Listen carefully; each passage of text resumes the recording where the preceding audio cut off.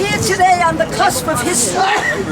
We've been waiting all week to see whether this fast-track proposal would come out or not.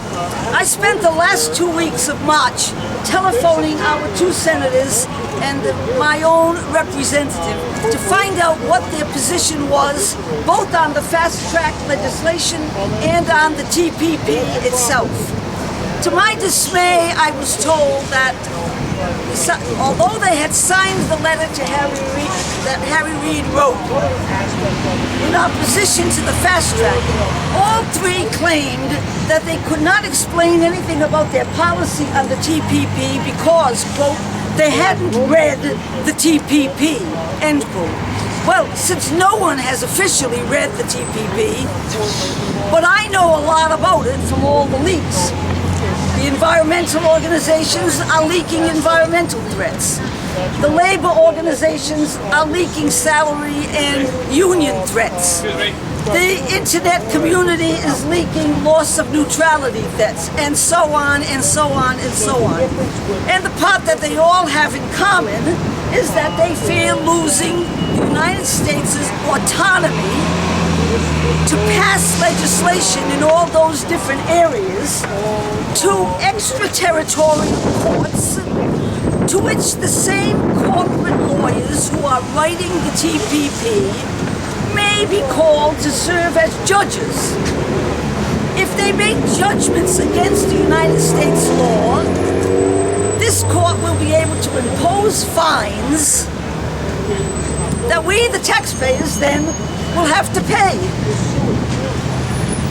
Now, what would they be fined for?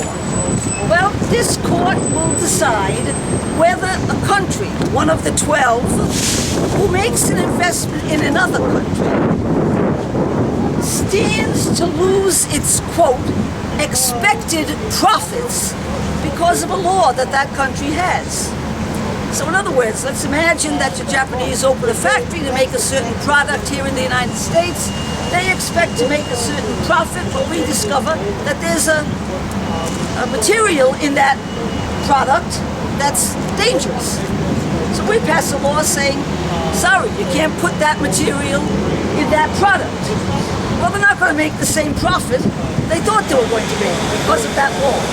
Sue the United States. The court imposes a fine of $500,000 or $1 billion or who knows what, and the court decides, a court with representation from these corporate lawyers, that yes, that law is diminishing their profits, and therefore we have to pay a fine for having that law.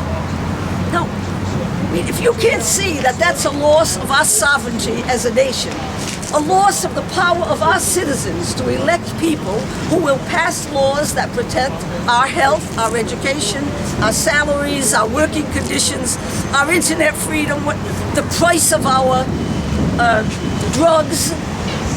Well, you're blind. The people will lose the little autonomy and the little power we still have to these courts. Who's to decide what these expected profits were? Pat, why didn't the representatives tell you that they opposed it because it was secret? I mean, if they weren't able to read they should have taken a stand. Well, that's perhaps my fault for not pushing further and asking on that particular point. As it was, I was being pretty persistent and a nuisance. I think as they were. But anyway, we are here today because one of the aides of Senator Whitehouse said to me, well, you've made some interesting arguments. Write a letter with all those arguments in it, bring it to the Senator Whitehouse, and then ask all your friends, because of course I told them that I had all these friends who'd be out here as well, to write letters as well. And I said, how about a rally? And she said, well, use every tool in your box. So that's what we're here today, and that's what we're doing. Thanks for coming. We're using another tool in our citizenship box. Thank you.